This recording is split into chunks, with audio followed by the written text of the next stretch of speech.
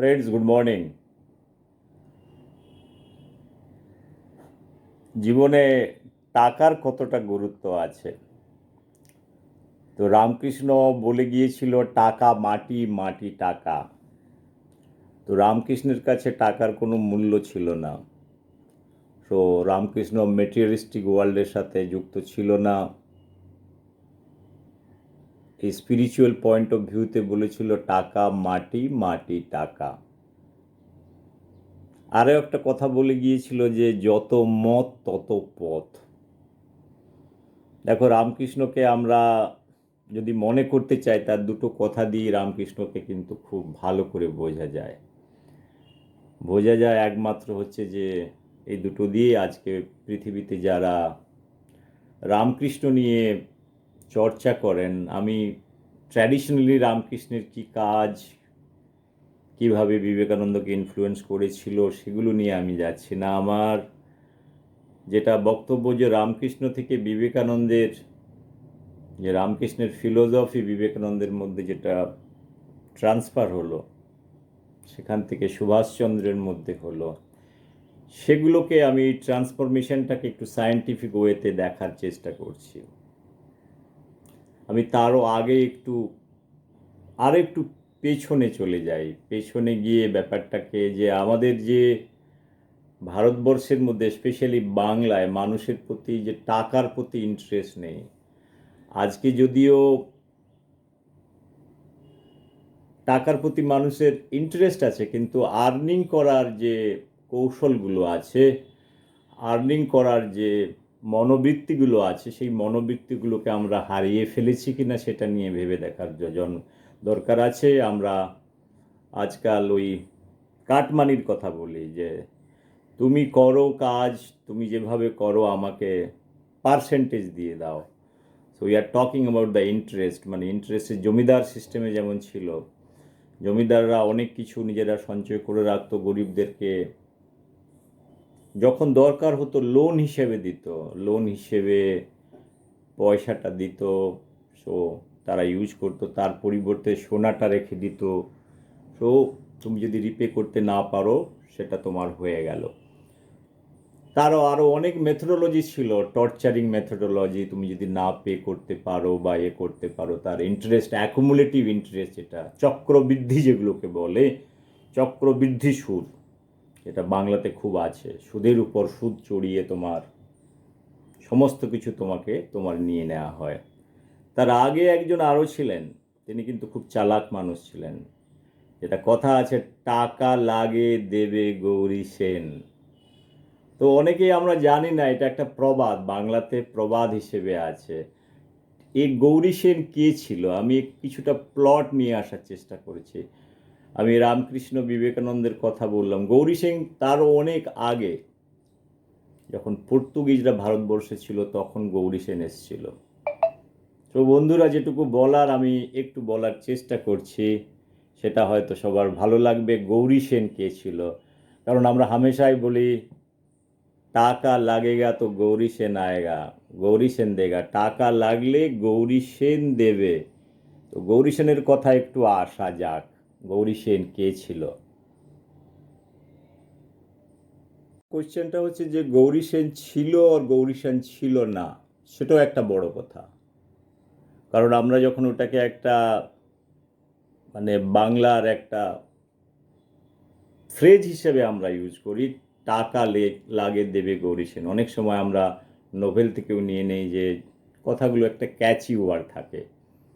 তো তা নয়, গৌরী সেন বলে একজন মানুষ ছিলেন। গৌরী সেন মানুষটা কিন্তু খুব ভালো মানুষ ছিলেন। সে মানুষকে সবসময় হেল্প করতো, যখনই যার টাকা লাগতো, সেই গৌরী সেন এসে কিন্তু তাকে টাকা হেল্প করতো। যারা জেলে আছে, যারা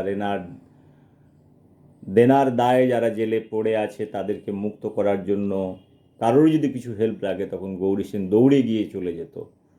গৌরী সেন হেল্প করে ওদেরকে জেল থেকে বের করে নিয়ে আসা, দেনার দায়ে যারা পড়ে আছে তাদেরকে করা। তো গৌরী সেন মানুষটা বাই হার্ট খুব ভালো ছিল। গৌরী সেন 1580 সালে তার জন্ম। গৌরী সেন গৌরী সেনের জন্ম হুগলি ডিস্ট্রিক্টে গৌরী সেনের জন্ম। তো গৌরী সেন মানুষটা হুগলিতে জন্মগ্রহণ করেছে। অনেকে বলে না, হুগলিতে নয়, ওর অরিজিনাল হচ্ছে মুর্শিদাবাদে, বহরমপুর থেকে এরা এসছে। বহরমপুরে যারা ওদের অ্যানসেস্টার যেগুলো ছিল, তারা বহরমপুরে এগ্রিকালচার করতো। তো এগ্রিকালচারে একদিন এগ্রিকালচার করতে করতে কি হলো, তো জমি থেকে ডিগ করতে করতে অনেক সোনা পেয়ে গেল। তো গৌরী সেনের ফ্যামিলি সোনা যখন জমি থেকে বেরিয়ে এলো, চাষ করতে করতে ওরা অনেক সেই সোনা দিয়ে অনেক বড় লোক হয়ে গেল। এটা এই 14-15 সেঞ্চুরিতে মাটির তলায় সোনা থাকার একটা কাহিনী ছিল। মানুষ তখন তো ব্যাংক ফ্যাংক ছিল না, ব্যাংক না ছিল, কোনো কিছু ছিল বা কোনো স্টোরেজ ছিল যে ওখানে বাবা সোনাগুলো তুমি সারা জীবনের সঞ্চয়গুলো তো কেউ মরে যাওয়ার পর উপরে নিয়ে যেতে পারে না। না, ভগবান, এটাই একটা গডের ভালো একটা বৈশিষ্ট্য বলা যায়, that whatever wealth you create in this mother earth, that is nobody is able to carry on heaven. So if you do bad work also, you are not able to carry to hell. So it remains here. তো গৌরী সেনের বাড়ির লোকেজনেরা যখন মাটিতে চাষ করতে যাচ্ছিল, তখন মাটির তলা থেকে সোনার ভাণ্ডার বেরোলো। সেই সোনার ভাণ্ডার বেরোনোর পরে ওটাকে ওরা নিজের প্রপার্টি হয়ে গেল। যেমন আজকে 19th সেঞ্চুরি 20th সেঞ্চুরি কি হয়, তোমার যদি একটা বড় জমি থাকে, সেই জমিতে খুঁড়তে খুঁড়তে যদি এখানে একটা সোনার খনি পেয়ে যাও, সোনার খনিটা হচ্ছে তোমার হয়ে গেল। কয়লার খনি পেয়ে গেল, ওটা তোমার হয়ে গেল। তখন এখনও ভারতবর্ষের বহু জায়গায় এই জিনিসগুলো আছে। যেমন তুমি গোয়াতে চলে গেলো, mining industry, that mine belongs to the private people.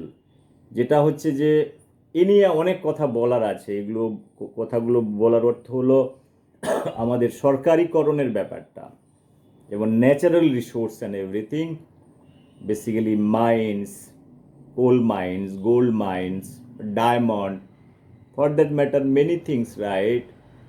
So ডেমোক্রেসিতে কি হয়, এটা কারোর ব্যক্তিগত আন্ডারে থাকতে পারে না, সেগুলো সরকার ক্যাপচার করে নেয়। কিন্তু আগেকার দিনে কি হতো, রাজতন্ত্র ছিল। রাজতন্ত্রে রাজা, তো একটা রাজা দুসরা রাজার রাজ্যে গিয়ে মারামারি করতো। এই মারামারিটা খুব ছিল, কারণ যেটা ইকোনমিক অ্যাগ্রেশন, নিজের বাহুবলী একটা দেখানোর যে প্রবণতা, সেগুলো তো খুবই ছিল। তো সেই জায়গাতে গিয়ে তো রাজা কি করতো, যারা সেফার প্লেস ঢুনতো, যেমন ইঁদুরেরা কি করে, ইঁদুরেরা চাল গমকে ওরা চুরি করে ওগুলো কোথায় রাখে, ওরা গর্তের মধ্যে ঢুকিয়ে রাখে। ওরা করে যেটা যেটা হয় আর কি, যেটা হয় মানে বাঁচার জন্য যেটুকু সঞ্চয় করার যেটা হয় সেটা করে। কিন্তু মানুষের ক্ষেত্রে সেটা নয়, মানুষের ক্ষেত্রে চাহিদা অনেক বেশি থাকে। সেই চাহিদাগুলোকে মেটাতে গেলে তারা এত সঞ্চয় করে, ওরা গোল্ডে কনভার্ট করে মাটির তলায় ঢুকিয়ে দেয়। আমি সে কথায় আসছি না। গৌরী সেন কিন্তু অনেক বড় লোক হয়ে গেল।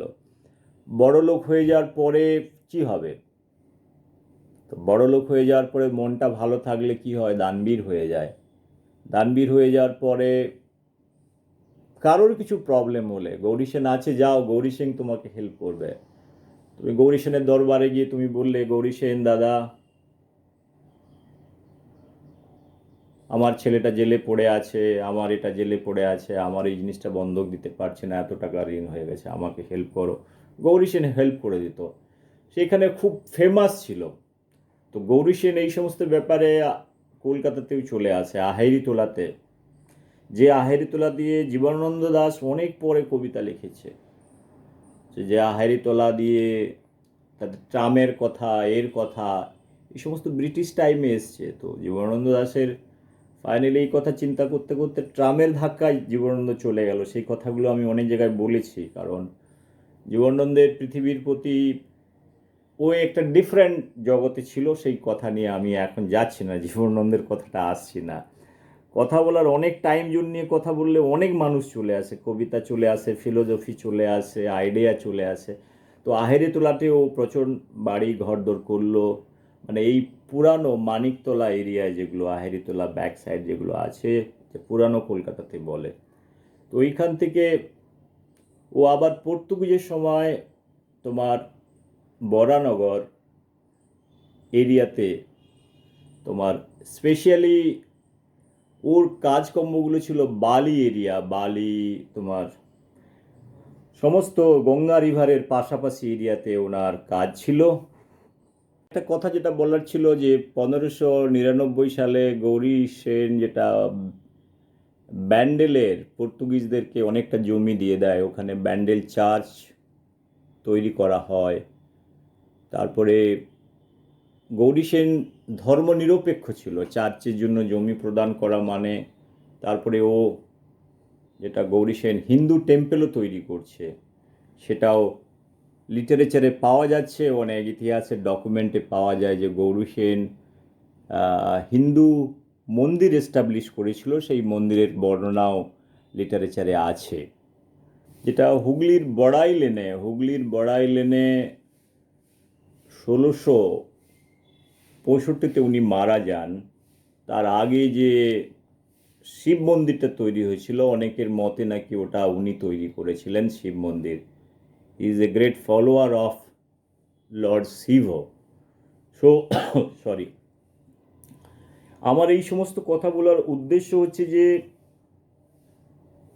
উনি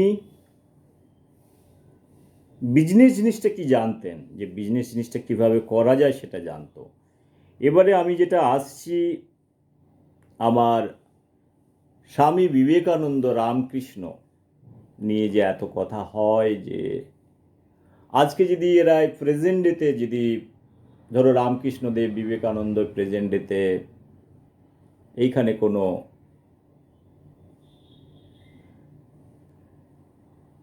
কলকাতার কোনো রাস্তা দিয়ে হেঁটে চলে যাচ্ছেন, শ্যামবাজার মানিকতলা, এই ধরো শ্যামবাজার থেকে হাঁটতে হাঁটতে দুজনে গল্প করতে যাচ্ছে,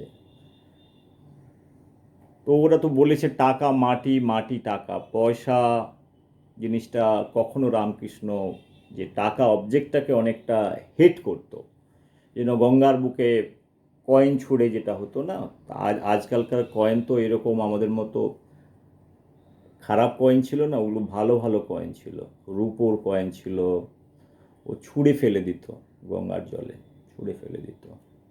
তো পয়সার প্রতি ওর কোনো আসক্তি ছিল না, ফিলোসফিক্যালি ব্যাপারটাকে দেখতে গেলে আসক্তি ছিল না, মানে এটা উনি কি অ্যালার্জিক ছিলেন, যেটা বিবেকানন্দ অনেক সময় পয়সার প্রতি তার নিস্পৃহতা যেটাকে বলে, ডিসপ্লেজারনেস কাইন্ড অফ জিনিসটা, সেই জিনিসটার মধ্য দিয়ে বিবেকানন্দের ফিলোসফিতে ওই জিনিসটা দেখা গিয়েছে। কিন্তু আজকের দিনে আমার মনে হয় যে একটা ওনারা যদি এই সমাজে বাঁচার চেষ্টা করতেন, আজকের দিনে যে ব্যাপারগুলো আছে সেখানে ওনারা কিভাবে বাঁচতেন, এগুলো নিয়ে বলতে গেলে একটা কথা আমার বলতে হয় যে ফাইনালি আমাদের মধ্যে যে সমাজ ব্যবস্থা আছে, যেটা এক্সচেঞ্জ প্রথাটা আছে, সেখান থেকে ডেফিনেটলি তোমাকে আর্ন করতে হবে। আর্ন কতটা করতে হবে হয়তো রামকৃষ্ণ বিবেকানন্দ সেটার কোয়ান্টিফাই করে যেতে পারেনি, আমার মনে হয় ওর মধ্যে একটা ইকুইলিব্রিয়ামে থাকার দরকার আছে। You need to earn. তো বিবেকানন্দ যখন আমেরিকা গিয়েছিল, সেই আমেরিকা যাওয়ার খরচাগুলো কারা উঠিয়েছিল? দেখো, একটা হচ্ছে যে প্র্যাকটিক্যালি কোনো ফিলোসফিকে তুমি যখন সাবস্ট্যান্সিয়েট করতে যাও, সেই ফিলোসফিকে তুমি যদি তার বিরুদ্ধে থাকো বা সেই জিনিসের মতবাদের পক্ষে না থাকো, but you know in real life what are the things you're up to fulfil your objective, তোমার ব্যক্তিগত অবজেক্টিভ ফুলফিল করতে গেলে তুমি জানো যে দোজ থিংস আর রিকোয়ার্ড। আজকে রাস্তাতে চলতে গেলে পয়সা লাগবে, খেতে গেলে পয়সা লাগবে, বাসে উঠতে গেলে পয়সা লাগবে, ট্রামে উঠতে গেলে পয়সা লাগবে, শরীরটা খারাপ হয়ে গেলে পয়সা লাগবে, See, there is nothing called free. This concept was not there. So এটা ভেবে নিলে হয় না যে আমি সন্ন্যাসী মানুষ বা আমার কি আছে তো আমার সেবা পাওয়া যাবে, তা নয়। তুমি যখন একটা সমাজের ফিলোসফি বলছো, সমাজের দর্শনের কথা বলছো, সেই দর্শনের মধ্যে একটা জিনিস থাকা উচিত, there must be some defined limitation, যে এতদূর পর্যন্ত তোমার চাওয়া পাওয়ার একটা লিমিটেশন থাকা উচিত, যেগুলো বেসিক নিড সেগুলো উচিত। একেবারে ওই ম্যাটারটাতে সাইলেন্ট হয়ে যাওয়া আমার মনে হয় না এটা খুব একটা বুদ্ধিমানের কাজ। আমিও কেউ নয় যে রামকৃষ্ণ বা বিবেকানন্দের মতবাদের বিরুদ্ধে আমি বলতে চাইছি। I M A great follower, I am talking about the balancing out certain things. So anything extreme is not good. That is what I feel. That's why I am talking about the rational thinking process. Rationality is coming into the picture. Rational হওয়ার দরকার আছে, analytical হওয়ার দরকার আছে। Rational analytical হলেই ব্যাপারগুলো বোঝা যায়। আমি একটা মানুষ, আমাকে বাঁচতে গেলে আমি কত মানুষের কাছে হাত পাতবো যদি আমি কাজটা না করতে পারি। সেটাই একটু বলার, সেটুকু একটু ভেবে দেখার। দেখো, ফিলোসফি দিতে গেলে তো অনেক ফিলোসফি দেওয়া যায়, যে ফিলোসফির একটা এক্সট্রিম লেভেল থাকে। সেই এক্সট্রিম লেভেলের জন্য যেমন তোমার বুদ্ধিজম চলে গেছে, আমার কথা বলার উদ্দেশ্য হলো বুদ্ধিজম স্প্রেড করতে পারে না, এর মধ্যে অনেক স্ট্রিনজেন্ট রুলস আছে। তোমাকে রুলও নিয়ে আসতে হবে, little simplified, weather common people যেটাকে প্র্যাকটিস করতে পারে, সেটার মধ্যে দিয়ে যা বেশি কষ্ট না পাওয়া যায়। তো অনেক সময় বলে কষ্ট না করলে কেষ্ট মেলে না। কষ্ট সবাই করে, কষ্ট তো একটা গাধাও করে, একটা ঘোড়াও করে, একটা ইন্টেলিজেন্ট মানুষও করে, একটা ওয়ার্কারও করে। তো কষ্ট with intelligence is what is required. সবাই যদি কষ্ট করতো, সবাইকে যদি কেষ্ট মেলে যেত, হয়তো সবাই কষ্ট করে নিত। এই কথাগুলো বলার উদ্দেশ্য আমার তা নয়। আমার কথা বলার উদ্দেশ্য, আমি তিনটে মানুষের কথা আমি বলতে চাইছি, যেটা হচ্ছে যে আমি পেপারে তৈরি করেছি। একটা হচ্ছে যে রামকৃষ্ণ, যার জন্ম 1836 থেকে মৃত্যু 1886 পর্যন্ত, মানুষটা 50 বছর বেঁচে ছিল, রাইট। তারপরে আসছে বিবেকানন্দ। তো হি গট ওয়ান ফলোয়ার, অনেক ফলোয়ার পেয়েছে, যেটা আমি সে নিয়ে বলছি না। সেটা নিয়ে বলতে গেলে অনেক কথা বলা হবে, আমার ভিডিও বেড়ে যাবে। আমি চাইছি একটু ছোট ভিডিও করার জন্য। তো বিবেকানন্দ 1863, 1902 সাল, 39 ইয়ার্সের লাইফ, ভেরি শর্ট লাইফ। আরেকজন মানুষ যেটা ইউরোপে, এরা আমি ইন্ডিয়ান কনটেক্সটে বলছি, এরা স্পিরিচুয়াল লিডার হিসেবে আমি বলছি। স্পিরিচুয়ালিজমে আমি রামকৃষ্ণদেবের টাকা মাটি টাকার যে কথাগুলো বলতে চাইছি, যে পয়সার প্রতি আসক্তি থাকা উচিত নয়, সেই মতবাদ নিয়ে কথা। এদের যে ফিলোসফি ছিল, যেটা হিন্দুত্ববাদ ফিলোসফি, ব্রিটিশ ইন্ডিয়াকে মুক্ত করার জন্য হিন্দুত্ব ফিলোসফিকে কিভাবে রামকৃষ্ণ বিবেকানন্দের মধ্যে যে জিন, যেটা জিন নয়, এনার্জি এখানে আমি বলতে পারি, সেই এনার্জিটাকে ট্রান্সমিট করেছিল বিবেকানন্দের মধ্যে। He became a true follower of Ramakrishna, যেটা ছোট ছোট কথাগুলোকে ট্রান্সলেট করে কিভাবে সমাজের মধ্যে, ভারতবর্ষের মধ্যে মানুষকে উদ্বুদ্ধ করেছিল, সেটা ভেবে দেখার কথা আছে। আরেকটা মানুষ যেটা হচ্ছে যে আমি যার কথা বলার চেষ্টা করছিলাম বারবার, ইউরোপে সমসাময়িককালে আরেকটা মানুষ চলে এলো, কিন্তু ইউরোপ অনেক কালচার ছিল সেই সময়। 1833-তে যেটা এসছে আলফ্রেড নোবেল। আমি আলফ্রেড নোবেল নিয়ে অনেক কথা বলেছি। উনি বড় মাপের সায়েন্টিস্ট ছিলেন, ইনোভেটর ছিলেন, কেমিস্ট ছিলেন, অনেক কিছু ছিলেন। ওনার কাছে 355খানা পেটেন্ট ছিল। তো ডায়নামাইটের মতো ডায়নামাইট কী করে তৈরি করতে হয় ওখান থেকে ফ্যাক্টরি তৈরি করেছে, 355খানা পেটেন্ট তৈরি করেছে। দেখো একটা ছোট 63 বছরের জীবনে আলফ্রেড নোবেল অনেক কিছু করেছে। বাবার ব্যবসা সামলেছে, ব্যবসা থেকে আর্মস অ্যান্ড অ্যানিমেশন তৈরি করেছে ডায়নামাইট দিয়ে। তো আলফ্রেড নোবেলের জীবনে অনেক দুঃখ ছিল। দুঃখটা হচ্ছে যে সবাই ওকে ক্রিটিসাইজ করতো, that is Angel of death বলকে ওকে বলা হতো। অ্যাঞ্জেল অফ ডেথ মতলব যে ডায়নামাইট দিয়ে ইউরোপের ডিফারেন্ট মানে they use to supply dynamite to various countries, to Russia, Europe, many countries. এগুলো ওয়ারে ইউজ হয়েছে ডায়নামাইট।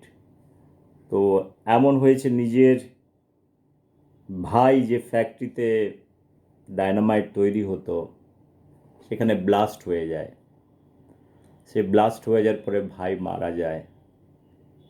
উনি যে পিস প্রাইজ তৈরি করেছেন ওটা কিন্তু অ্যাকচুয়ালি ওনার ভাই যে তার ফ্যাক্টরিতে কাজ করতেন ওখানে ডায়নামাইট ব্লাস্ট হয়ে যায়, মারা গিয়েছিলেন। আমার কথা বলার উদ্দেশ্য হলো যে আলফ্রেড নোবেলের মধ্যে অনেক দুঃখ ছিল, উনিও দুঃখবাদী ছিলেন। দুঃখবাদী ইন দ্যাট সেন্স পার্সোনাল লাইফে সারা জীবনে অনেক পয়সা আর্ন করেছেন। He has earned huge amount of money, যেখানে পয়সার শেষ নেই। কারণ science, technology and if you are developing your own industry and selling it across the globe, সেখান থেকে অনেক উনি আর্ন করেছেন। কিন্তু ওনার মনটা ভালো ছিল। অনেক সায়েন্টিস্টরা যেমন কেউ শুধু টেকনোলজি করে নিল বা কিছু করে নিল, কিন্তু উনি কিন্তু একদম অলরাউন্ডার টাইপের ছিলেন। অলরাউন্ডার মানে উনি জানতেন নিজের টেকনোলজি কীভাবে প্রোটেক্ট করতে হয়, নিজের টেকনোলজি দিয়ে কী করে ফ্যাক্টরি করতে হয়। আমাদের কাছে অনেক শিক্ষণীয় আছে। আমি অনেক ভিডিওতে বলেছিলাম যে আলফ্রেড নোবেল নিয়ে কথা বলতে গেলে অনেক কিছু বলতে হয়। সেই সময় ইউরোপে কী চলছিল, উনি basically he is from Sweden, okay. তারপরে তার লাস্ট জীবনে তার রিয়েলাইজেশনটা কীভাবে এলো, তার রিয়েলাইজেশনটা এটা হলো যে সারা জীবনে প্রায় $300 million he has earn, it's a huge amount of মানি। তো উনি কিন্তু একটা জিনিস বুঝে গিয়েছিলেন, পয়সাকে স্বর্গেতে নিয়ে যায় না। আমাদের রাজতন্ত্রে যেমন এই যে টাকা লাগে, দেবে গৌরী সেন যেমন জমি খুঁড়তে খুঁড়তে সোনা পেল, সেই সোনাটা কোথা থেকে এলো? রাজার মাথায় একটাই দুষ্ট বুদ্ধি থাকে। দুষ্ট বুদ্ধি মানে চলো ওই ছোট রাজাটা আছে ওকে মেরে ওর কাছ থেকে যে মশালাটা আছে নিয়ে আসতে হবে। অনেক রাজা ছিল, অনেক রাজা ভালো রাজাও ছিল, দেশের সেবা করতো, দুটো গরিব মানুষকে কিছু খাইয়ে দিল, পরিয়ে দিল, ঘরটা বানিয়ে দিল, সেগুলো ঠিক ছিল। ইতিহাস তাদেরকে রিমেম্বার করে। কিন্তু সায়েন্টিফিক্যালি তো আমি যদি আলফ্রেড নোবেলের সাথে যে সায়েন্স যেটা বলছি, সায়েন্স মানে র্যাশনালিটির কথা বলছি, একটা থট প্রসেসকে বলছি, সেখান থেকে উনি যেটা করে গিয়েছেন সেটা শেষ জীবনে এসে একটা উইল পেপার তৈরি করলেন। উনি তো জানতেন যে মরে যাওয়ার পরে আমি পয়সা উপরে নিয়ে যেতে পারবো না, ও ঠিক বুঝতেন। তো বসে বসে সুইডেনে ও লিখলো উইল পেপার। 1895-96 সালে একটা উইল পেপার করে গেল যে আমার 94% যেটা আমার সমস্ত প্রপার্টি আছে তার মধ্যে একটা নোবেল ফাউন্ডেশন তৈরি হোক। নোবেল ফাউন্ডেশনের ওটাকে আরেক বছর কয়েকটা সাবজেক্ট ডিসাইড করলেন, সেই সাবজেক্টে প্রাইজ দেওয়া হবে। সেটার মধ্যে আছে তোমার ফিজিক্স আছে, কেমিস্ট্রি আছে, ফিজিওলজি আছে, আর্ট আছে অ্যান্ড পিস। 5টা সাবজেক্টের উপরে উনি করে গিয়েছিলেন উইল পেপারে। অনেক কথা লিখে গিয়েছিলেন। আমি 8খানা 10খানা ভিডিও করেছি নোবেল ফাউন্ডেশন নিয়ে। তারপরে কি করে ওগুলো ধীরে ধীরে ধীরে ধীরে সব কী হলে উনি মরে যাওয়ার পর, মারা যাওয়ার পরে যে জিনিসটা হয়েছে তা নিয়েও আমার কথা বলেছি। এখানে আমার এই সমস্ত কথা বলার উদ্দেশ্য ছিল না। আমার কথা বলার উদ্দেশ্য হচ্ছে যে উনি দেখো একটা সময় ইন্ডিয়াতে এখানে স্পিরিচুয়াল নিয়ে কথা বলেছে। এখানে বিবেকানন্দ, রামকৃষ্ণ তাদের স্পিরিচুয়ালিজম, হিন্দুত্ব নিয়ে কথা বলছে। বিবেকানন্দের মধ্যে আরেকটা ওয়ান স্টেপ আগে গিয়ে ব্রিটিশদেরকে কীভাবে মুক্ত হতে পারে সেখান দিয়ে কথা বলছে। বন্ধুরা, আমার একটা ছোট কথা বলে আমি আমার ভিডিওটাকে বাড়াতে চাইছি না। এই যে আমার রামকৃষ্ণ, বিবেকানন্দ আলফ্রেড নোবেলের মধ্যে আমি একটা সিমিলারিটি দেখতে পাচ্ছি। দেখো, তুমি তোমার জীবনে ব্যক্তিগতভাবে যাই করো না কেন, either you do spiritualism, you do science, or do many things, your objective is to motivate.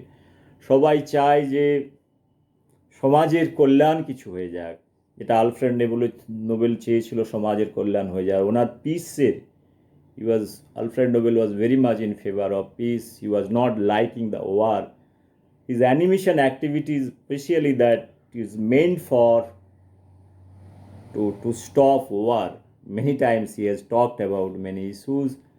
ওনার শেষ জীবনে যেটা আর্নিংটার কথা বলছি, উনি ব্যক্তিগতভাবে উনি চেয়েছিলেন যে ওনাকে কেউ ইনভেন্টার হিসেবে, ওর যে অ্যাক্টিভিটিস আছে কেউ না জানতে না পারে। তাই জন্য উনি সায়েন্স অ্যান্ড টেকনোলজির ক্ষেত্রে যে নোবেল ফাউন্ডেশন করে উনি চলে গেছেন। কারণ নিজের যে কর্ম, অনেকে যেটা ওনাকে বলা হতো Angel of deaths because of the dynamite, তো সেখান থেকে মানুষ ব্যক্তিগতভাবে দুঃখ পায়। দুঃখ পেয়ে উনি বলেছিলেন যে আমার নামটা যেন না ইতিহাসে, আমি কি করি আমার পাস্টটা যেন না, it is not that relevant. So what he has done, he has made the Nobel foundation. সেখান থেকে নতুন সায়েন্সের একটা দ্বারোদ্ঘাটন করা, সবাইকে এনকারেজ করা, প্রতি বছর একটা করে প্রাইজ দেওয়া একটা সাবজেক্টে। এটা হচ্ছে আলফ্রেড নোবেলের কাজ। এটা দেখতে গেলে ফিলোসফিক্যালি একটা আইডিয়া লেভেলের ট্রান্সফরমেশন নিজের ব্যক্তিগত ইন্ডিভিজুয়ালি উনি করে গিয়েছেন, সমাজের কারোর কাছ থেকে উনি কিছু নিয়ে যাননি। আমার ব্যক্তিগতভাবে আমি যেটা বলতে চেয়েছিলাম যে এটা রামকৃষ্ণ বিবেকানন্দের কথা। আমরা রামকৃষ্ণ বিবেকানন্দের কথা বলতে গেলে একটা কথা বলি যে আমি যদি একটা পুরো সেল ধরে নেই, সেলের মধ্যে তোমার অনেক কিছু থাকে। সেলের মধ্যে আমি তোমাকে একটা দেখাচ্ছি এখানে। আমি এটা বলতে চেয়েছিলাম Ramakrishna Vivekananda Alfred Nobel. Ramakrishna Vivekananda Alfred Nobel almost same time they have come, plus minus here and there. তো রামকৃষ্ণ is talking about টাকা মাটি, মাটি টাকা, যত মত তত পথ। Vivekananda is coming, tapping his idea. So it is tapping. Now if you think Ramakrishna is a cell, is a nucleus, consists of lot of DNA, right? Swami Vivekananda is a kind of a vector. Now the question is, তোমার idea থাকলে আইডিয়াটাকে তোমাকে কি করতে হবে? আইডিয়াটার এক্সটেনশনের দরকার আছে, তো মাল্টিপ্লিকেশনের দরকার আছে, রাইট? সেই মাল্টিপ্লিকেশনটা করবে কে? সেই মাল্টিপ্লিকেশনটা করবে এখানে, if I take Ramakrishna kind of a wisdom here of few ideas that has been translated by Vivekananda and his other followers, the most of the things was done by Vivekananda. Is a plasmid. So what he is taking? He is taking the DNA part of a nucleus, of a DNA part which is present in the nucleus, in the chromosome. You know, ক্রোমোজোমের মধ্যে যে DNA গুলো থাকছে, সেই foreign good things, important things সেখান থেকে প্লাজমিডের মধ্যে, ওটাকে প্লাজমিড হচ্ছে যে সাইটোপ্লাজমে থাকছে, তোমার নিউক্লিয়াসের বাইরে প্লাজমিড আছে। It also carries DNA, that is any biology student can understand. Here Vivekananda is plasmid for me. He is carrying DNA of, not the physical DNA, the idea DNA. He is transmitting, inserting, multiplying. He is a vector. He is a vector, he is a carrier, that is what. So তুমি যখন একটা foreign ডিএনএকে একটা হোস্টের মধ্যে ওটাকে দিয়ে দাও, ওটা multiply করে, then again it's requires host. Now this plasmid cannot grow alone, you need also one host over here to grow. So a lot of bacteria has been decided nowadays in vaccine production, monoclonal antibody, so different molecule development অনেক কাজেতে এই সমস্ত use করা হয়। This is a simple technology. Let me make it very simple. It's a basically machine. Biotechnology or molecular biology or bio engineering যেগুলোর কথা বলি, machine, lathe machine, এটা বাংলায় পাতি বাংলায় বলে লেদ মেশিনে যেমন তোমার নাট বোল্ট তৈরি হয়, হুইল তৈরি হয়, তো ডিফারেন্ট ডাইমেনশনে তৈরি হয়, লোহা আক্ষা লোহা কেটে কেটে ওগুলোকে তৈরি হয়। Similar way I explain this thing, this is also a silent lathe machine. Lathe মেশিনে কী হয়, একটু আওয়াজ হয়, আওয়াজটা খটখট খটখট খটখট ঘটঘট ঘটঘট ঘটঘট আওয়াজ, যেগুলো অনেকের হয়তো পছন্দ হয় না, কিন্তু যেটা মাইক্রোবায়োলজি ওয়ার্ল্ডের ক্ষেত্রে হয়ে থাকে, যেটা knowledge idea, my purpose of telling all those things, so you can do science also without making noise. So whatever small noise is happening, the idea level, Swami Vivekananda, Ramakrishna Dev, whatever things are happening, the idea, the wisdom I talked about many times, this is a big laboratory, এখানেও research হয়।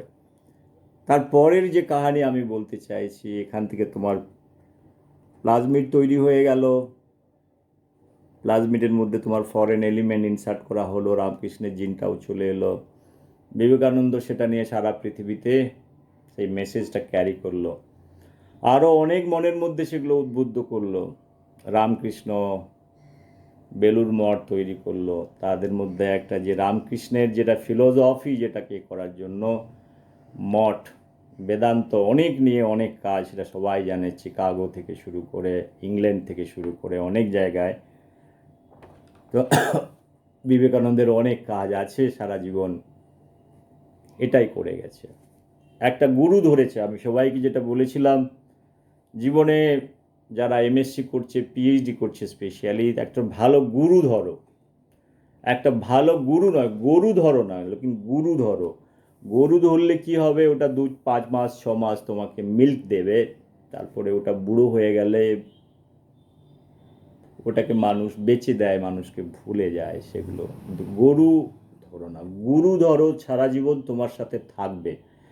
তো Vivekananda has got the perfect গুরু, সেই গুরুকে মনে প্রাণে নাও।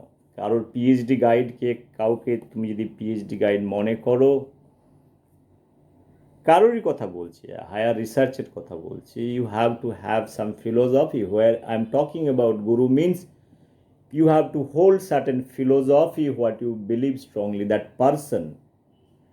I'm not talking about how good he is looking or how bad he is looking, the idea level I'm talking. If you feel certain ideas are good, you can also put your ideas the way Ramakrishna যে thought প্রসেসকে Vivekananda অনেকটা extend করেছে যেটাকে, সেটা দিয়ে যেটাকে, সেটা সবাই জানে। আজকে বিবেকানন্দ না থাকলে রামকৃষ্ণের কোনো অস্তিত্ব ছিল না, সেটা সবাই জানে। তো কিন্তু চেলা কিন্তু গুরুর প্রচারক হতে পারে তখন যখন যদি ভালোবাসা থাকে, তার আইডিয়া লেভেলটাকে ভালো বুঝতে পারে, সেটুকুই আমার বলার। আরেকটা যেটা কথা বলার হচ্ছে, বিবেকানন্দের যেটা তার আইডিয়া থেকে উদ্বুদ্ধ হয়ে আজকে কে নয়, বিবেকানন্দের ফলোয়ার পৃথিবীতে কত মানুষ আছে, ইতিহাসের পাতা ঘাঁটলে সেটা তো পরিষ্কার বোঝা যায় যে কারা কারা ইনফ্লুয়েন্স হয়েছে স্বাধীনতা সংগ্রামে। সুভাষচন্দ্র বোস থেকে শুরু করে Mahatma Gandhi, Jawaharlal Nehru, you say bad or good whatever, present day Narendra Modi sir, many people, there are African leaders, Nelson Mandela, all those people are influenced, enlightened from Vivekananda, and they have openly declared they are the followers. আমি যেটা বলেছিলাম, sorry, Ramakrishna Vivekananda ছিল একজন true nationalist, এটা হিন্দুইজমকে প্রচারক করেছিলেন, রামকৃষ্ণের দৃঢ় ভক্ত ছিলেন, সেটা আমি বলেছিলাম। আমার বক্তব্য যেটা আমি প্লাজমিডের কথা বলেছিলাম, তারপরেও রামকৃষ্ণের, বিবেকানন্দের পরেও অনেক বিবেকানন্দের ভক্ত ওর যারা ফলোয়ার এসছে, ফলোয়ারের মধ্যে অনেকে বড় বড় মানুষ, যেটা আমি বলেছি অলরেডি, সুভাষচন্দ্রের নাম বলেছি, ঋষি অরবিন্দ পর্যন্ত স্বামী বিবেকানন্দের ইনফ্লুয়েন্সের মধ্যে চলে এসেছিলেন।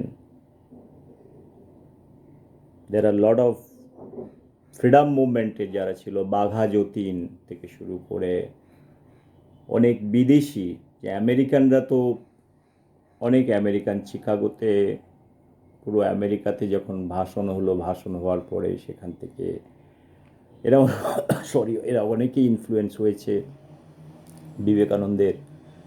যেটা আমি বলতে চেয়েছিলাম যে প্লাজমিডের পরেও যেটা মাল্টিপ্লিকেশন হচ্ছে, মাল্টিপ্লিকেশন তোমার আইডিয়া, একটা ভালো আইডিয়া থাকলে সেই আইডিয়াটাকে তোমাকে করার দরকার হয় না, সেখানে তোমার অনেক ফলোয়ার আছে, তারা ওটাকে ক্যারি করে নিয়ে যায়, and that is the real thing. So first of all, this idea has to be good, it has to be unique, either it is in the field of science and technology or in the field of idea।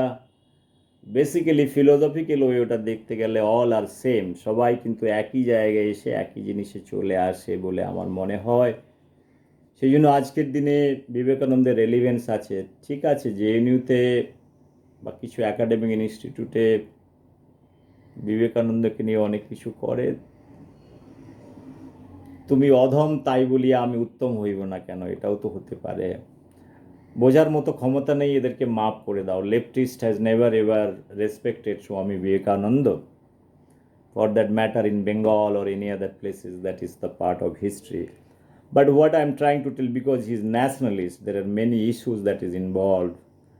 The allergy towards nationalism of this so-called leftist are too much. So these are all ideological fight, probably one need to get into in a different zone. Probably there are many issues, so I am not getting into that part. Probably I have made so many videos on nationalism and internationalism. So in idea level, what should be your fundamental thing, so you get recognition, you are recognized by the society, তোমাকে সমাজ করবে, সেই সকল সমাজ, সেটা নিয়ে Vivekananda is Vivekananda. আমার কথা বলার উদ্দেশ্য নয়, যেটা বিবেকানন্দের ফল অনেক তোমার যেটা এও ছিল, ডিসাইপেলও ছিল বিবেকানন্দ, আমি বলেছি, তারপরেও অনেক ডিসাইপেলরা বিবেকানন্দের কাজ, বিবেকানন্দ তার ব্যক্তিগত জীবনে অনেক স্ট্রাগল করে গেছে, গরিবি থেকে শুরু করে অনেক কিছু। আমার কথা বলার উদ্দেশ্য ছিল টাকা, মাটি টাকা, আজকের দিনের এগুলোকে, আজকের সমাজে এসে দাঁড়িয়ে এগুলোকে ভাবা খুব মুশকিল। কেউ যদি টাকা মাটি টাকা বলে, ও মাটিতেই চলে যাবে, ওর নিজের বডি দাহ করার জন্য কিছু থাকবে না। সেগুলো বাস্তব কথা, সেই বাস্তব কথাগুলোকে মেনে নেওয়ার খুব দরকার আছে। ও ডিসাইপলের মধ্যে যেটা অশোকানন্দ, পরমানন্দ, অনেক বড় বড় মানুষ অনেক কথা বলে গেছেন। তারপরে সায়েন্স অ্যান্ড টেকনোলজির ক্ষেত্রে আমি যেটা বারবার বলতে চেয়েছিলাম, যেটা বিবেকানন্দের যেটা ইনফ্লুয়েন্সার, যারা ইনফ্লুয়েন্স করেছে, Jamshedji Tata, Jagadish Chandra Bose, Satyen Bose, all those great scientists, they are also influenced. So এরা যে এক একটা পার্সোনালিটি, সেগুলো ওই সময়ে 19th সেঞ্চুরির মধ্যে যে পার্সোনালিটিগুলো এদের কাছ থেকে বিবেকানন্দের মধ্যে ইনফ্লুয়েন্স হওয়া, মানে এগুলো অনেক বড় ব্যাপার। তো এইটাই আমার কথা ছিল, যে আলফ্রেড নোবেলের ব্যক্তিগত জীবন, রামকৃষ্ণের ব্যক্তিগত জীবন আর বিবেকানন্দের ব্যক্তিগত জীবন, এরা ডিফারেন্ট জায়গা থেকে আসছে, বাট ফিলোসফিক্যালি যদি দেখা যায় একটা কমন প্ল্যাটফর্ম আমি দেখতে পাই, সেটাই আমার ব্যক্তিগতভাবে বলার। তো আজকের সমাজে দাঁড়িয়ে we have to be balanced, so act in a balanced way, take all the philosophy, finally you draw what is good and what is bad for your life। তোমার ব্যক্তিগত জীবনে কোন দর্শনটাকে ভালো লাগে সেটা নেওয়ার চেষ্টা করাই হচ্ছে বুদ্ধিমানের কাজ বলে আমার মনে হয়। আমি এই কথা বলে আমার কথা শেষ করছি। Thank you very much for giving me opportunity to speak little bit on these issues. I am not expert. I'm so sorry if I have done some mistake. So all the best. Take care. Bye bye.